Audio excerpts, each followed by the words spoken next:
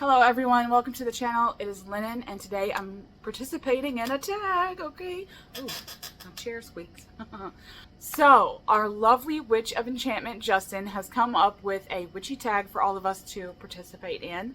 And I was kindly tagged, okay? I love that. I love that when that happens. Because it makes me know that, I don't know, that part of this big bad community, okay, on the tube. And I was super excited. Justin really shared a lot of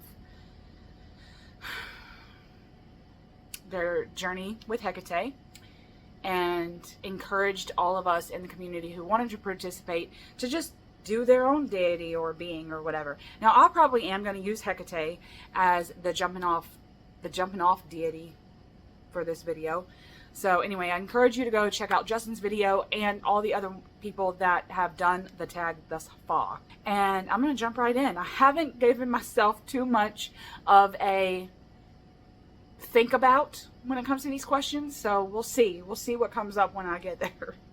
But I did get some source material out for myself in terms of Hekate, when we just in case any of that is needed, you know what I'm saying? Tag question number 1. How did Hekate first enter your life?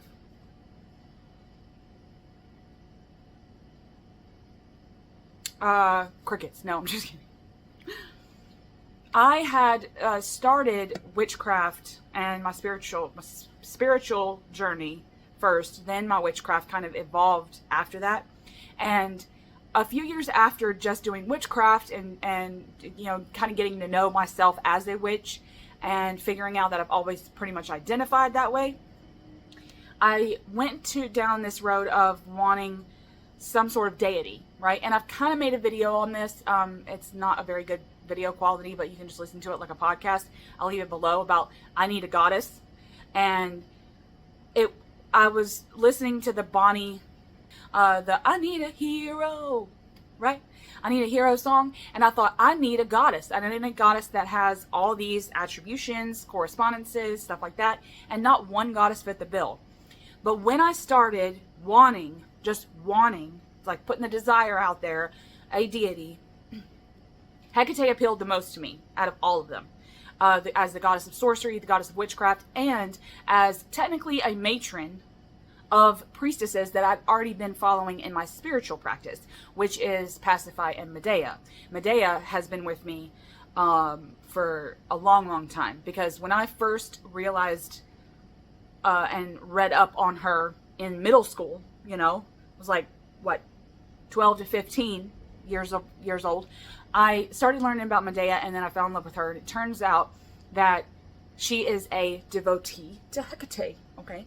So this goddess of witchcraft, although in historical context, she's not really a goddess of witchcraft, but that appealed to me the most. This kind of sorcery goddess, this psychopomp, and the whole story of, Euripides and Orpheus' story, even her mythos regarding Persephone, a lot of that appealed to me. So I tend to start with any of my beings, spiritual beings, deities, any of those, in kind of where the myths are, like what I can read in terms of the myth, and the Greek myths or the Roman myths, or any of the myths surrounding these beings.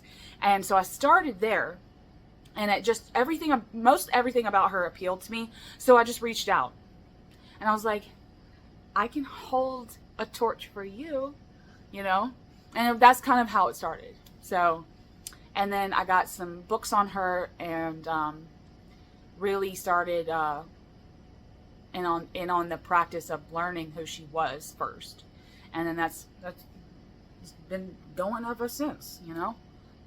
Second question: what aspect or epithet of Hekate do you connect with the most, and why? I'm so glad I pulled out source material for this. So I have been working on the sidelines for a Hekate tarot. I've been really in the throes of making it. Now, she's not been very talkative with me on this project. But I've planned a lot of the tarot out. It's just been so far on the back burner It's just been like ruminating and percolating in the back of my mind, this tarot deck for her. But the concept was that for the major arcana, I would use her epithets, her historical epithets. So I've got a list of them right here that I'm going to go through.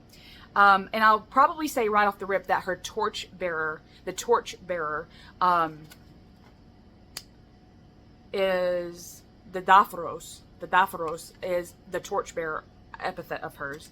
Is probably the one that I most subscribe to, because that's how she came to me. She came to me in this liminal crossroads, shape shifting through phases kind of a being. That's how she approached me, and that's how we work together, is through the torch, through the liminal spaces. And so that's probably the one. Now her three-formed aspect, which I associate with the dog, really, the Cerberus kind of a thing. Her three-formed is the Trimorphous. I like her. Now I will say that I have the Sarah Iles Johnson book, Hekate Satira, which is a lot of historical accounts of her being the world soul. But as someone who considers deity abstract in an abstract capacity, I just made a video on that too, so I'll leave that one below for you. As my views on deity in this abstract way, more so than like external deities, external beings, right? So I've got some information in that video. But her being the world soul, and Satira actually means savior, like the savior of the world, things like that. Now, I would say that I like her in the world soul category, but because I work with so many other beings and guides and stuff like that, I don't technically consider her the world soul. I think she has the world soul within her. It's just, it can get complicated. So anyway, of all of the ones that I've listed to be part of the major arcana of this eventual tarot deck, that the torchbearer is probably mine, because of her liminality and almost like this shape-shifting nature to her. Okay, number 3, how do you honor Hekate in your daily or monthly practice? Now, I don't technically have a daily practice for any damn thing. I tend to do what I want, when I want, and it's pretty spontaneous, you know what I'm saying? But I like Crossroads, Depnon, Dark Moon type work, especially if we have a period like we just had. We just had a period of like a lengthy dark moon, and then like this 2% crescent moon, which was pretty rare for us. We had that like just a few days ago as I'm filming this, where it was like a slither, like you could see like just a tiny little slither. Those nights are the ones that I like typically work with her on, is the dark moons. And so the moon phases I tend to work within for working with her. And so yeah, I mean, in terms of honoring though, it's more about sacred communion. It's about crossroads work. It's about ritual, but ritual in a devotion kind of a way. Like I just want to sit and be with her kind of a thing. So that's really how I honor her. I do give offerings, but it's pretty rare. I don't have an offering practice where it's like all the time, like every month or like if a dark moon comes about and I'm wanting to be with her, I may not feel up to giving her an offering that time, you know? So I don't know. I guess it just depends. For me. And really she doesn't care, but we're going to get into that, I think. That she doesn't really care what I do. I don't really want to say it like that, like y'all think like, oh, she doesn't care. No, it's not like that, but we'll get to that. I think that's another question. Number 4, do you have a dedicated altar or space to her? What's on it? For the longest time, my altar or sacred space, which is really just my witchy catch-all space. I have to condense most of my stuff into one space. They're like shelves over in the sacred corner that I have. But there came a time recently, probably within the last year, where I kept feeling like she needs where she just wants to be by herself.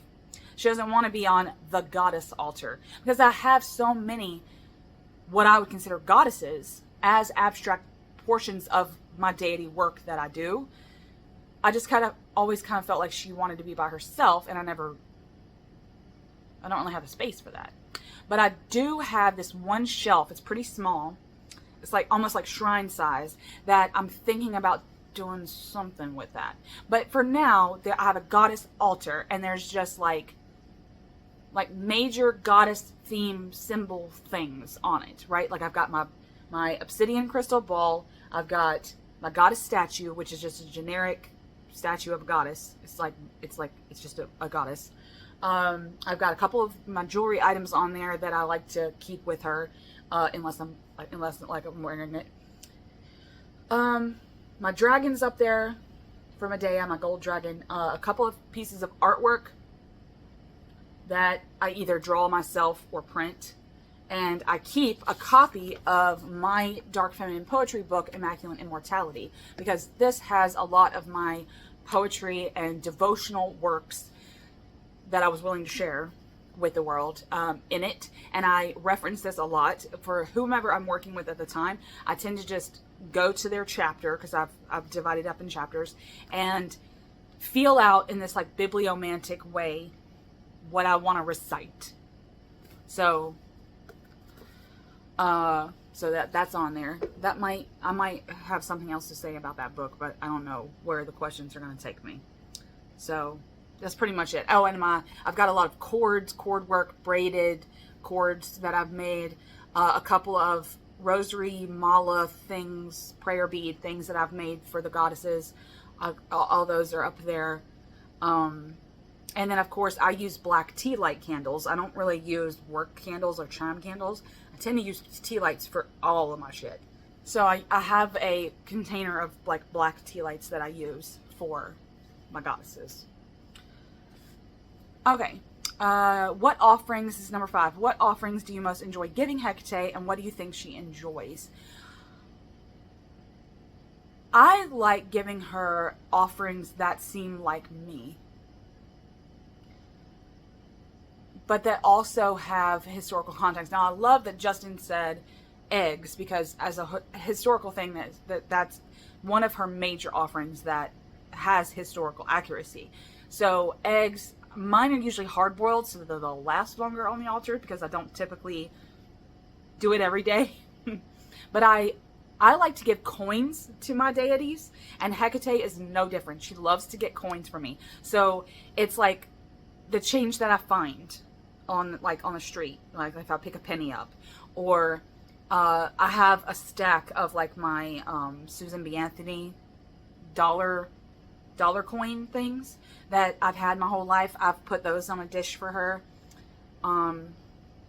So coins, and then also things that I make. I've made quite a bit of like clay effigies, poppets, if you will. I've made a lot of art, sacred art, and then my poetry. My poetry is probably the thing that all my deities get the most out of me. And so, like I said, for this is a lot of my devotional poetry that I hadn't burned over the years or hadn't ripped up in sacred devotion.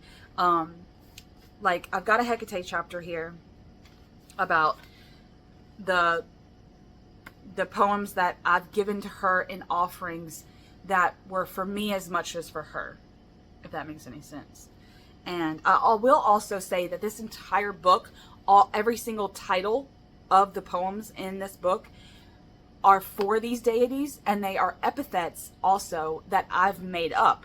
So that's also another sacred act that I do with my beings and with my guides and deities, is I'll give them names that I make up myself. So whereas I do like the historical context of having this kind of historical accurate process with them, I like to make up stuff myself. I like to make up poems and prayers and incantations with them in terms of channeling them. But I also like to give them names. I like to give them like I think, for instance, I got Lady of the Crossroads. Like, again, some of them you could probably guess. I have Liminal Lady, Indomitable Queen of Witches, Weaver of the Wayside, She Who Holds the Keys, guardian of the dark path, protectress of holy death, lady of lunar requiem. This is one of my favorites. Me and her worked on that one together, and I always love the word requiem, like this kind of death, sleep and death kind of word. And she's definitely my lunar requiem, my lady of lunar requiem. And I illustrated that one like that. She came to me all boobs out on a moon, you know what I'm saying?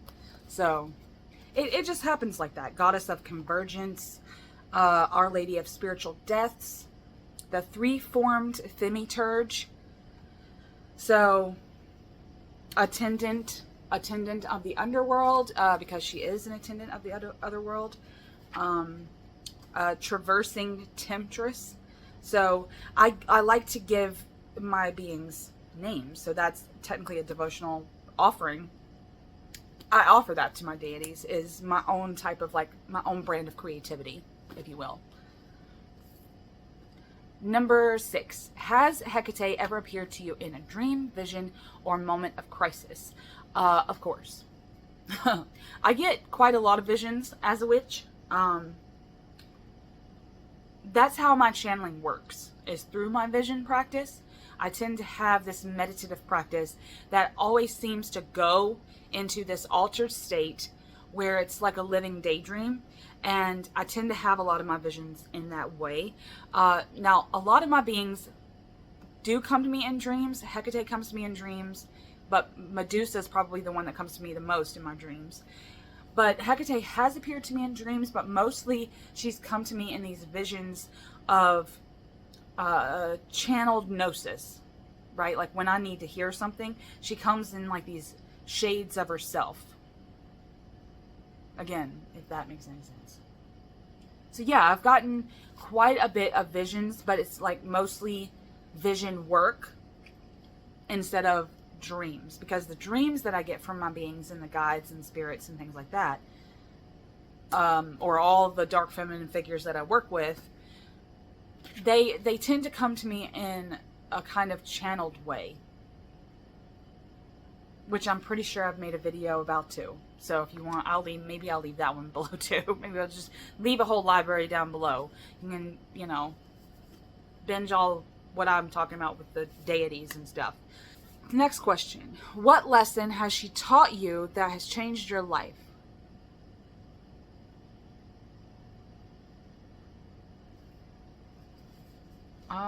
Damn, that's a hard question.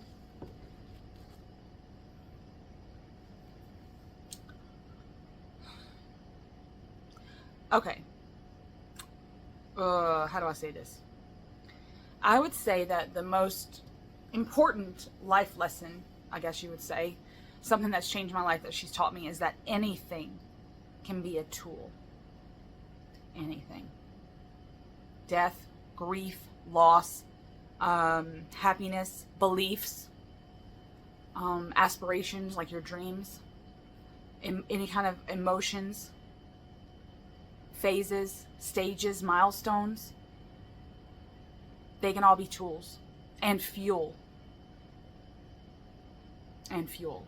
She used the word fuel because it makes sense for me to use the word fuel with her because of the torches. You know, like the oil is the fuel that lights the torches.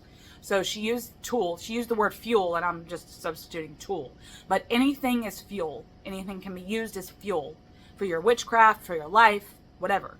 So I guess that would probably be the top dog. I mean, she's given a lot of lessons, as all of our spirits do. But anything can be a tool, and anything can be fuel for you. Which, if you think about, it's pretty damn profound. Okay, number 8. How does your queerness or identity influence your devotion to her? I love this question, Justin. Okay, God, I love this question so much. But I will substitute queerness for identity because I don't identify as queer. My identity as a feral witch bitch. It's all about making your practices your own. But working with guides, working with spirits, working with spirit realms, working with the other world, working with deities and goddesses and gods and anything. And these versions of yourself, these archetypes, whatever, and like, kind of like Justin said, they want you to be yourself. You can be yourself, you know? And there's such a reality to the practice that's like, you know, when you're forcing it, and you know when you've like gone a little over the top, you've gone a little theatrical with that. If you're into that, that's great. I'm pretty theatrical. I'm pretty dramatic. I like to use my hands and shit, you know? So, but it's like, I don't need to feel silly about that because it's just who I am, you know? If I decide to dress up elaborately for a ritual, that's because who I am. It's like, I can almost see my beings like going like one of those, you know, looks like that's Lynn right there. Is that yours? Is she your devotee? Like, that's kind of the mindset that I think of when I think of me being myself. They're kind of laughing through it. They're kind of like, okay. Like, they know I'm weird. They know I'm weird. Like they know me more than I know myself because they're so far outside of the aura. They're like so far within, but then also exuding and projecting this aura alongside my essence. They know me. And so doing stuff that feels me and that feels so good, to sit down in sacred space and commune and be part of this relationship with these beings, feels so good because you're so included. I never have felt excluded from a conversation that I wanted to have with my deities. Now, that doesn't mean that they don't go quiet, you know, that they're not. Sometimes when you come to them, it's not like just, you know, like crickets, but that can happen. It just feels so good that your identity projects so much of your relationship with your beings. I'd be curious this is probably the question that I'm the most curious about, listening from others too, perspective. So keep doing the tags. Okay, so number 9. What's your favorite Hekatean ritual, spell, or sacred tool? Again, my favorite witchcraft tool of all time is my journal. My pen and my paper, baby. So that's probably where I'll go with that, is that I tend to pour out my soul through writing with my beings. But in terms of a ritual or a spell, I love to do simple stuff with all of my beings. I love simple candle magic for them. I love poppet work. And yeah, so I think those, so for Hekate, probably it's cauldron, candle, and what was the other one? I don't even remember now. But simple stuff, simple spells, simple rituals to, and it's like enough for me to, it's not too, sometimes I do like I said, the dramatic, that takes a lot of time, but then sometimes I just want to be able to light a candle, traverse that space, you know, cross that bridge between us, and then poof, you know, I'm in that headspace. So I tend to like the more simple things as well, because I can just sit, relax, vogue, ritual. All right, and the last question. What advice would you give someone just starting a path with Hekate? I loved Justin's advice for this, which was learn and then forget. I agree. Okay. But I will say that the 2 main books that I have on Hekate that I think are absolutely necessary are Hekate Sotira by Sarah Elias Johnson and Circle for Hekate by Sarita Deste.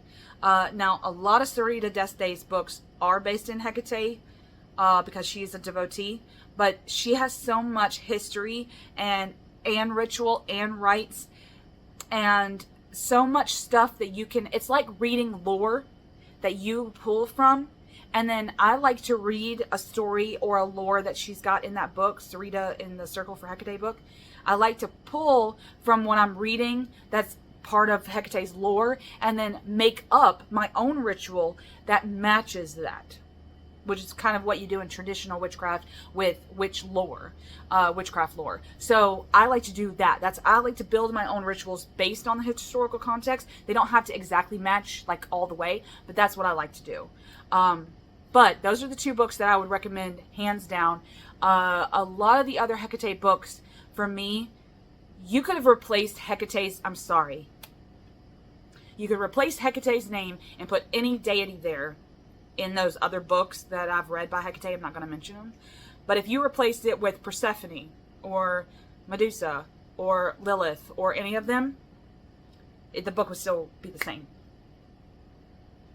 I don't agree. I don't agree with that. I don't agree. I don't think that all deity work is the same. Because the beings aren't the same. There's not. Their myths are different. And their lores are different. Their histories are different. Their cultures are different. And when a book just gives me like the basic 101, I still want to smell and taste and get a sensual experience that, okay, this is Hekate, you know, or this feels like Persephone. Like when I get a book about one deity, I don't want to be able to just take the deity's name out of the book everywhere it is and then be able to replace it with another being, if that makes sense. So I would say learn her and then feel her and then hold her and then let her hold you. That's my advice. Yeah. Okay. Justin, thank you so much. I'm off to edit this and then go watch the rest of the people that I know have uploaded the tag. I didn't want to watch anybody else because I didn't want them to and be influencing my answers. But I love the tag. Okay. Hopefully a lot of Hekate devotees or any devotee will come along and, you know, be part of the tag. So mwah! I hope y'all are all having a magical day. Okay. Hope to see you soon. Bye.